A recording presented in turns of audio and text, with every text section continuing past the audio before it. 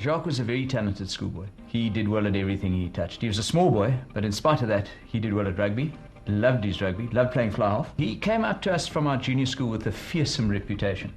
And then the first time I saw him, I couldn't believe that this little boy was creating such waves in the cricketing world. Keith asked if Robin and I wouldn't come and look at a little fellow who he thought was going to be a good cricketer. And of course, Robin and I pitched at Wynberg, watched this little fellow play.